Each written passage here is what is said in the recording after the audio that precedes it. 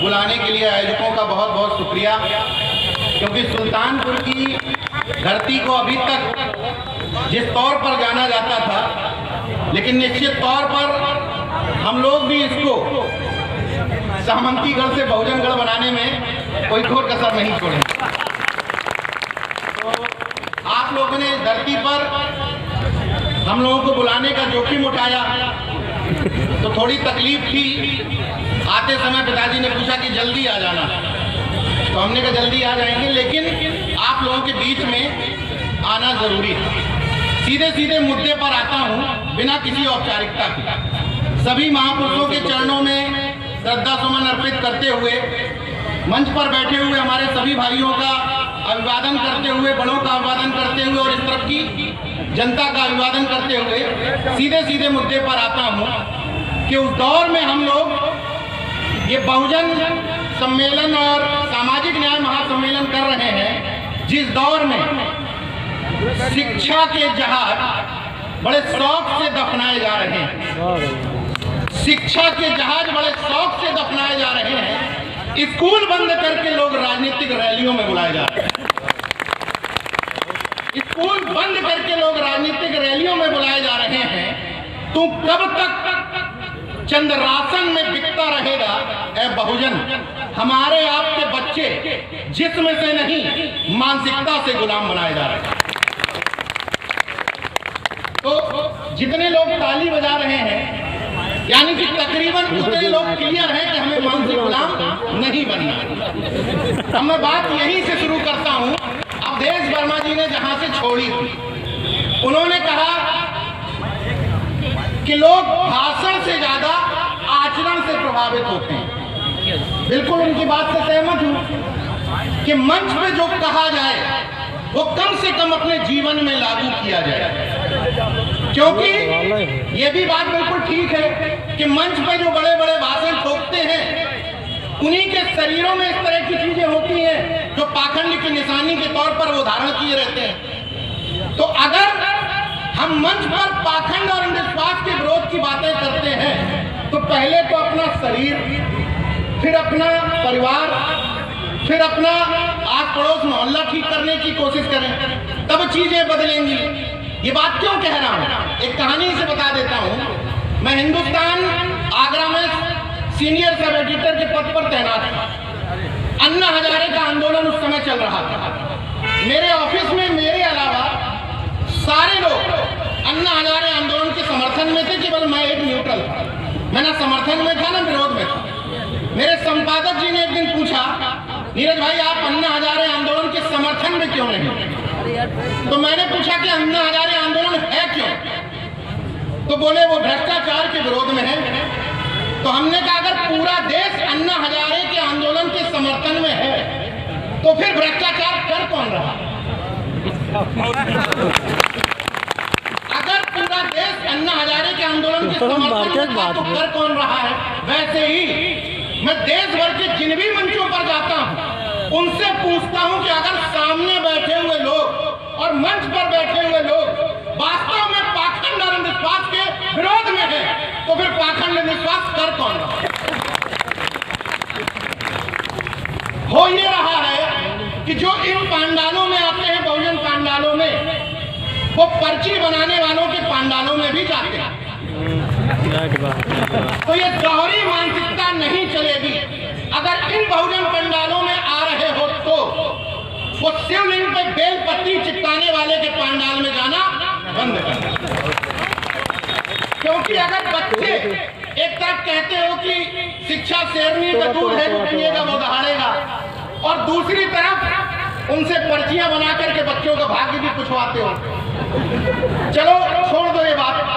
कथा मंचों पर हो सकता है बहुत लोग जाना बंद कर दिए हो, लेकिन अभी भी ऐसे लोग हैं जो सुबह से शाम तक, जिनको अपनी आरक्षण के विरोध के लिए जिम्मेदार ठहराएंगे, जिनको अपने बताएंगे कि हमें छोटा ऊंच नीच बताते हैं, छोटा बड़ा बता करके भेदभाव करते हैं, उन्हीं से अपने बच्चों का नामकरण करवाते हैं। बड़े बड़े प्रोफेसर, डॉक्टर्स, इंजीनियर्स, बड़े बड़े पत्रकार जो कहते हैं कि हम बुद्धिजीवी हैं, लेकिन खुद में के अंदर बच्चों का नाम रखने की हैसियत नहीं है। बच्चों का नाम उनसे रखवाएं। उसी तरीके से गाड़ी खरीद के लाएंगे अपनी मेहनत से, लेकिन गाड़ी का पूजन उनसे करवाएं। मैं एक बात सिर्फ ये समझना चाहता हूं कि जो लोग किसी से भी गाड़ी का पूजन करवाते हैं वो दरअसल ईश्वर में भरोसा नहीं करते, तभी पूजन करवाते हैं। क्यों? अगर वो ईश्वर में भरोसा रखते होते तो गाड़ी का इंश्योरेंस ना करवाते। अगर इंश्योरेंस करवा रहे हो तो पूजन की जरूरत नहीं है, और पूजन पर इतना भरोसा है तो इंश्योरेंस की जरूरत नहीं है। किस बात से इंश्योरेंस है जब तुम्हारे अंदर डर ही खत्म हो गया? वैसे ही हमारे जैसा व्यक्ति अगर लखनऊ में खोजता है कि यार चलो अपने बच्चे का एडमिशन किसी अच्छे मिशनरी स्कूल में करवा दें, अच्छे इंग्लिश मीडियम स्कूल में करवा दें, तो हमारे जैसे आदमी को तो चलता है। लेकिन जिनकी ज्ञान की देवी सरस्वती है वो अच्छा स्कूल क्यों ढूंढते हैं? भाई हमारी तो सावित्रीबाई फुले हैं, उन्होंने कहा कि अच्छे विद्यालय में पढ़वाओ, लेकिन जिनकी ज्ञान की देवी सरस्वती है तो विद्यालय क्यों ढूंढ रहे हो? अच्छा क्यों? प्रिंसिपल अच्छा चाहिए, कहीं भी करवा दो तो पढ़ लेगा। वैसे ही मैं अपने पिताजी का इलाज पीजीआई चंडीगढ़ में, पीजीआई लखनऊ में और दिल्ली में, बॉम्बे में करवा रहा हूं, तो मेरे जैसे आदमी को तो चलता है, क्योंकि मुझे भरोसा नहीं है किसी ईश्वर की सत्ता पर। लेकिन जिनको भरोसा है तो तुम अच्छा अस्पताल क्यों ढूंढो? किसी को इलाज करवाना है तो एडमिट करवा लो, बगल में एक तस्वीर रख दो बड़ी सी जिस पर भरोसा है। इसका मतलब तुम दोगले हो, तुम्हें भरोसा है नहीं। गलत तो नहीं कह रहा हूं? अच्छा गलत कह कैसे सकता हूं? मुझे प्रकांड विद्वानों ने ये बताया है कि ईश्वर की मर्जी के बिना, प्रकांड विद्वानों ने बताया, तो मैं अगर यहाँ बोल रहा हूँ इसका मतलब ईश्वर की मर्जी नहीं होती तो मैं क्या बोल पाता क्या? मैं क्या लखनऊ से यहाँ तक आ पाता क्या? इसका मतलब उसी ने मुझसे कहा है कि जाओ और इन भक्तों को बताओ कि तुम्हारे और तुम्हारे ईश्वर के बीच में एक बिचौलिया है जो माल पीट रहा है।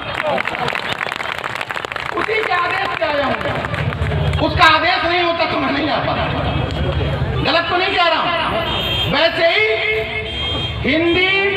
हिंदू हिंदुस्तान का ठेका किसका है? जो कहते हैं कि हिंदुस्तान, जो हिंदी की बात करने वाले लोग हैं उनके बच्चे इंग्लिश मीडियम स्कूल में पढ़ रहे हैं। जो आपसे कहते हैं कि हिंदी, वो अपने बच्चों को इंग्लिश मीडियम स्कूल में पढ़ा रहे हैं। जो आपसे कहते हैं हिंदू, वो अपने बच्चों के लिए ईसाई मिशनरी स्कूल ढूंढ रहे हैं, सिफारिश लगवा करके एडमिशन करवा रहे हैं। और जो आपसे कहते हैं हिंदुस्तान, वो अपने बच्चों को विदेश में पढ़वा रहे हैं। तो केवल कावड़ होने का ठेका, केवल हिंदुस्तान करने का ठेका, हिंदू मुसलमान करने का ठेका किसका है? हमारे आपके बच्चों। किसी भी नफरत की आंधी में, चाहे वो संभल की घटना हो या इधर बहराइच की घटना, किसी भी नफरत की घटना में, चाहे इस पक्ष का आदमी, आप आंकड़े उठा के देख लीजिए गुजरात से लेकर कहीं के भी दंगों की, चाहे इस तरफ का हिंदू हो चाहे इस तरफ का मुसलमान, मरने वालों में किसी रहीज़ादे की औलाद नहीं हो। दोनों तरफ से मरने वाले लोग गरीब और मजलूम की ही औलाद होते हैं। तो नेता और बड़े बड़े अधिकारी उनके नाम पर रोटियां सेकेंगे राजनीतिक, लेकिन मरने के लिए, वहां पर शहीद होने के लिए केवल हमारे आपके घर के बच्चे हैं। छोड़ दो, बॉर्डर पर शहीद होने वालों की लिस्ट उठा करके देखो, वहां भी देख लो कि किनके घर के बच्चे बॉर्डर पर हमारी रक्षा करने के लिए डटे हुए हैं। इसलिए मैं आप लोगों से अनुरोध कर रहा हूं कि कम से कम इन कार्यक्रमों में आते हो, इन मंचों पर आते हो, तो कुछ बातें अपने दिल से एकदम क्लियर कर लो कि हमको क्या करना है और क्या नहीं करना है। ये तय कर लेंगे ना, तो अब एक बात और करनी है। ये तो पाखंड की बात हो गई। अब मुख्य मुद्दे पर आते हैं, भारतीय संविधान एवं वर्तमान चुनौतियां। तो भारत के संविधान से, जब भारत के संविधान का स्वरूप में प्रस्तावना में ही धर्मनिरपेक्ष शब्द लिख दिया गया है, तो संविधान के स्वरूप को बचाने की जिम्मेदारी हमारी बनती है।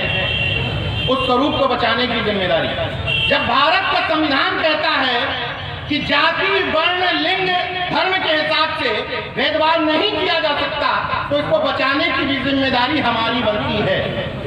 अब मैं उस जाति पर आ रहा हूं। समस्या ये है कि सामाजिक न्याय की बात जब हम करते हैं तो सामाजिक न्याय में का मतलब हम समझ लेते हैं कि 2-4 जातियों को इकट्ठा कर लो, सामाजिक न्याय बन जाएगा। दरअसल राजनीतिक परिवर्तन और सामाजिक परिवर्तन को हम आपस में